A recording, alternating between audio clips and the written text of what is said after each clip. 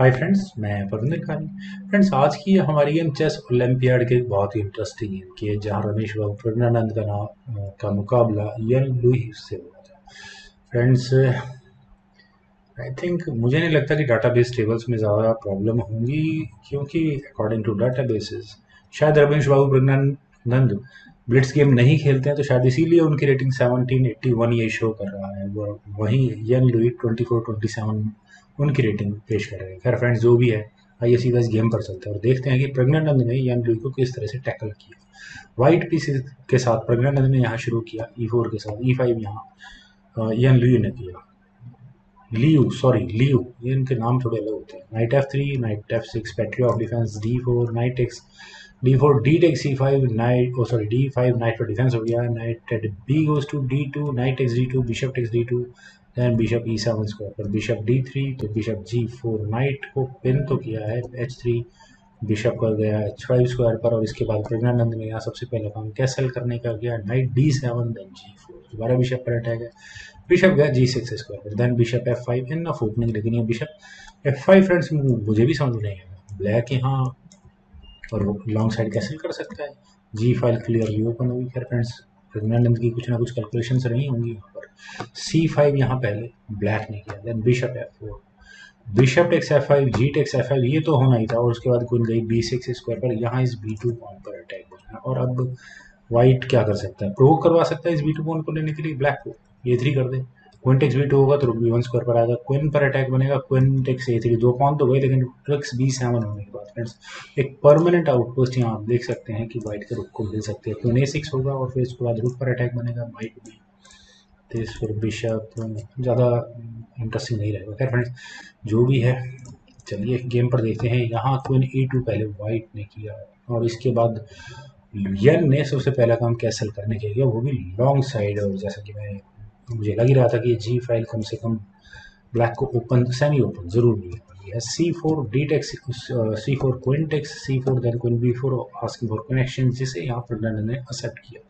Queen takes B4, bishop takes B4, then bishop G3, knight G5। Friends, ये move मुझे काफ़ी interesting लग रहा है। यहाँ ये नाइट F7 पॉइंट को लेकर दोनों रिक्स पर फॉक लगा रहा है, लेकिन अगर हम यहाँ से इस गेम को आगे बढ़ाते हैं तो नाइट टेक्स E5 पहले यहाँ ब्लैक कर सकता है, बिशप टेक्स E5 होने के बाद F6 होगा, और यहाँ दोनों पीसेस पर फॉक होगी। इट मीन्स गेम इक्वल ही रहने वाली है।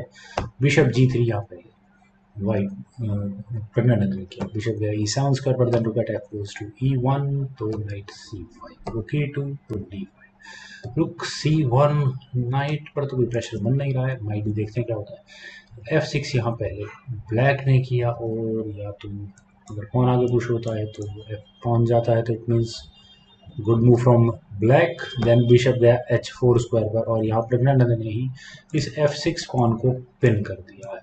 नाउ फर्दर कोई पॉन ट्रेड ऑफ नहीं हो सकता है। बिशप गया F8 स्क्वायर पर, now pressure is on again white, कि अब वो यहाँ इस E5 पॉन के साथ क्या करे। रुक गया C4 स्क्वायर पर। फ्रेंड्स, ये रुक के C4 स्क्वायर पर आने से क्या कुछ रुक बैटरी F टेक C5 होना ही है, एक पॉन की लीड मिल चुकी है फिलहाल ब्लैक को। रुक टेक C5 अगर होता है, आई थिंक बेस्ट ऑप्शन होती, यहाँ से रुक D1 चेक होता, रुक एक्शन ऑफर हो सकता है, लेकिन पता नहीं रुक G4 क्यों यहाँ खिलका प्रज्ञानंद ने किया, और उन्होंने यहाँ इस G7 पॉन पर अटैक बनाया। शायद ब्लैक E4 ही कर देता तो भी कोई प्रॉब्लम नहीं थी, यहाँ फोर्सफुली रुक लेना ही, सॉरी पॉन लेना ही होता किसी भी रुक से। देन रुक टेक्स F5 होता, नाइट पर अटैक बनता, नाइट को डिफ्लेक्ट, बिशप जिसको ये नाइट इस बिशप का डिफेंस कर रहा होता, और फ्रेंड्स बिशप ऑलरेडी थ्रेट पर है। खैर जो भी है, थोड़ी सिचुएशन काफ़ी कॉम्प्लिकेटेड, मज़ा आ जाता, लेकिन बिशप F6 यहाँ पहले ब्लैक ने किया, देन नाइट गया G5 स्क्वायर पर, H6 नाइट पर अटैक है। अगर यहाँ H5 भी हो जाता, चलिए नाइट F7, रुक पर अटैक, रुक F8 स्क्वायर पर, then bishop takes F6, G takes F6, knight takes F6 H6 sorry, then rook D7 square पर, रुक G6, देन नाइट D3। और फ्रेंड्स, ये नाइट बड़ा डेंजरस है, दोनों रुक्स पर फॉक लगने वाली है, तो पोजीशन को थोड़ा चेंज करना होगा। रुक D2 यहाँ पहले वाइट ने किया, और प्रज्ञानंद ने यहाँ कह सकते हैं रुक एक्सचेंज ऑफर दिया, जो ये हुआ ही। ब्लैक ने यहाँ अपने नाइट को F4 स्क्वायर पर प्लेस किया, then rook takes D7, king takes D7, रुक G7 चेक, किंग वापस C8 स्क्वायर पर, दैट्स इट। किंग H2, और फ्रेंड्स किंग के H2 स्क्वायर पर आने से थोड़ी वीकनेसेस मुझे नजर आने लगी है। पहले ही ये नाइट यहाँ से H3 स्क्वायर पर अटैक करेगा, ऊपर से ब्लैक का रुक यहाँ H फाइल में आकर नाइट पर, और उसके बाद यहाँ इस इम्पॉर्टेंट पॉन पर काफ़ी डेंजरस मूव हो जाएगा। और अब रुक H8 की ऑप्शन बिल्कुल बिल्कुल अवेलेबल थी। नाइट G4 होता, then rook takes H3, king G1 square पर ही जाता, और यहाँ व्हाइट का किंग ऑलमोस्ट फंस जाता थोड़ी देर के लिए इसी पोजीशन पर। चलिए, जो हुआ नहीं उसे क्या डिस्कस करें। नाइट H5 यहाँ पहले ब्लैक ने किया, और ऐसा कुछ खास खतरा नहीं था। Rook H7, then knight F4 square पर, then H4, rook D8, then रुक F7 स्क्वायर पर, यहाँ इस F6 पॉन पर अटैक है, देन नाइट H5 स्क्वायर पर, नाइट G4, प्रज्ञानंद इस पॉन के पीछे तो पड़ ही चुके हैं, रुक D4, यहाँ सीधा नाइट पर अटैक है। इट मीन्स खैर वैसे भी नाइट टेक्स G6 F6 होना ही था। रुक H4 चेक, किंग है G2 स्क्वायर पर, then night takes F6, rook takes F6, और यहाँ अब रुक एंड गेम शुरू हो चुके हैं। और फ्रेंड्स अब जरा हम पोजीशन को इवेल्युएट करते हैं। सॉरी, आजकल जरा माउस थोड़ा गड़बड़ कर रहा है। यहाँ ब्लैक के पास यहाँ कह सकते हैं दो पॉन क्लस्टर्स हैं और 4 पॉन्स हैं। 3 पॉन वर्सेस 2 पॉन की एंड गेम आने वाली है, 3 pawn versus 2 pawn end game आने वाली है।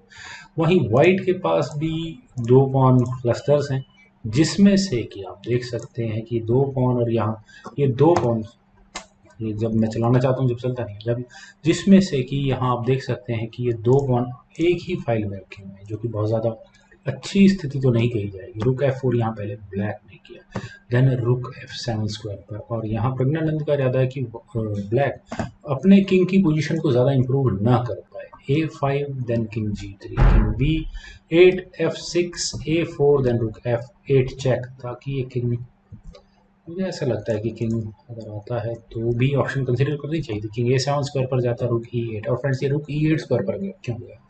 कभी भी जिस स्क्वायर पर ऑलरेडी पॉन रखा हुआ है वहां पर आप विन प्रमोट कर ही नहीं सकते, अनलेस अनटिल ओपोनेंट आपका कोई बहुत बड़ी गलती ना कर दे। तो यहाँ प्रज्ञानंद ने मेरे हिसाब से बहुत अच्छा मूव चला। उन्होंने यहाँ पॉन एक्सचेंज ऑफर दिया, और पॉन एक्सचेंज ऑफर भी I think win win situation for both of them, क्योंकि यहाँ वाइट को ये डबल पॉन से छुटकारा मिलता है, और ब्लैक को ये जो आइसोलेटेड पॉन उनका बोर्ड के दूसरी तरफ था जहाँ किंग नहीं है उससे भी छुटकारा मिलता है। लेकिन व्हाइट का ज़्यादा एडवांटेज ये है कि उसे यहाँ एफ फाइल में क्लियर पासर मिल चुका है, और खैर pawn exchange rook takes F6, rook takes E5, then king B6 square पर F4, देन रुक B6, रुक E2, रुक D1, देन F5। चलिए फ्रेंड्स, ये पॉन तो अच्छी खासी लीड लेकर जा चुका है। शायद ब्लैक को किंग को C7 पर ये रुक रखा हुआ है, C7 स्क्वायर तक, सॉरी F8 स्क्वायर तक ब्लैक का किंग नहीं पहुंच सकता था। यहाँ एक ब्लैक ने एक चेक दी रुक को G1 स्क्वायर पर ले जाकर, तो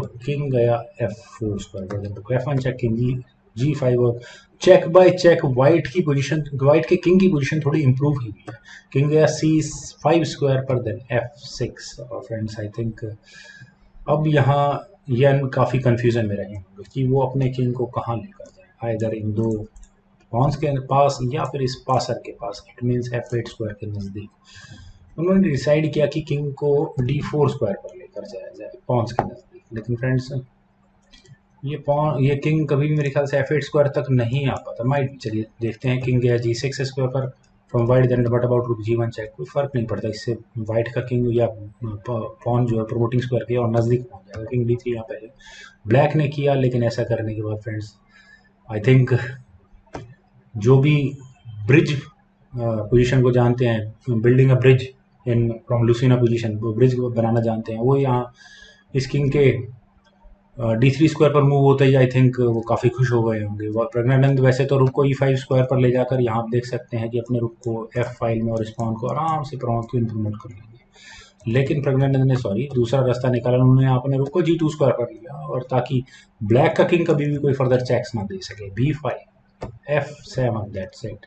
और मेरे ख्याल से अब इस पॉन को रोकना तो इम्पॉसिबल है। तो अब यहाँ यन लियू का काफ़ी बड़ा टेस्ट है कि किस तरह से वो इस गेम को क्या करा, मतलब वो प्रेशर में तो आई थिंक ड्रॉ कराने के बारे में सोच सकते हैं। माइट भी एक पासर अगर क्वीन प्रमोट हो जाए तो बात अलग है। B4 यहाँ पहले ब्लैक ने किया, देन रुक गया G5 स्क्वायर पर, और यहाँ वही ब्रिज तैयार होने वाला है कि रुक अगली बार F5 स्क्वायर पर आएगा, और अगर एक चेक आएगी तो ब्लैक सॉरी व्हाइट अपने किंग को F6 स्क्वायर पर ले जाकर इस पाउंड को क्वीन प्रमोट कर चुका होगा। तो rook takes F7, okay that's it, king takes F7। और फ्रेंड्स अब आखिर यान लुई ने अपने रुक सेक्रीफाइस को क्यों किया है, आप यहाँ देखिए। आई थिंक इतना बुरा मूव नहीं है, ठीक है। व्हाइट के पास रुक है, स्ट्रॉन्गर पीस है, लेकिन आप ब्लैक की पोजीशन को देखें तो ब्लैक अगर अपने किसी भी एक पॉन को सेकंड रैंक में पहुंचाने में कामयाब हो गया तो व्हाइट पूरी तरह से प्रेशर में होगा, और आई थिंक ब्लैक काफी हद तक कामयाब भी होगा। देखते हैं, किंग या C2 स्क्वायर पर रुक G2 चेक होना ही है, king B1 then A3, B takes A3, B takes A3। और फ्रेंड्स ये पॉन एक्शन बहुत ज़्यादा इंपॉर्टेंट है। अब यहाँ ब्लैक के पास एक क्लियर पासर तो है, लेकिन उसके यहाँ कैलकुलेशन में सिर्फ एक टेम्पो की एक मूव काउंट की कमी रह गई। कैसे? C5 king E6, C4 king D5, C3 king C4 king C2, और ब्लैक का ये पॉन वाइट का किंग कभी भी नहीं रोक सकता। लेकिन प्रॉब्लम है, अगर ये पॉन प्योरली रुक वर्सेस पॉन एंड गेम होती तो फ्रेंड्स ये गेम ड्रॉ होती। लेकिन यहाँ प्रेग्नेंट का बेनिफिट है कि एक फाइल में पॉन्स हैं अवेलेबल, और जिनको लेने के लिए वाइट का king I think A4 pawn को लेने के लिए व्हाइट का किंग सही स्क्वायर पर पहुंच चुका है। तो इसीलिए प्रेग्नेंट ने यहाँ पहले किया रुक G1 check, C1 equals queen promote तो हुई, लेकिन rook take C1 with check, king take C1 then king B4 square पर। यहाँ मूव, इस मूव के बाद यान लियू ने रिजाइन कर दिया, रिजाइन करना ही पड़ेगा, ये A4 पॉन बचता नहीं है और ये पासर किसी भी तरह से रुकता नहीं है। किंग के पास कोई भी तरीका नहीं होगा इस A8 स्क्वायर तक पहुंचने का। फ्रेंड्स आई होप प्रज्ञानंद की एक गेम जैन लीव के सामने जो थी वो आपको ज़रूर पसंद आएगी। तो आप लोग इस वीडियो को लाइक करें, शेयर करें, और मेरे इस यूट्यूब चैनल से प्लीज़ सब्सक्राइब ज़रूर करें। आपके कमेंट्स का एज यूजुअल मुझे बेहद इंतजार रहता है। Thank you for watching, bye.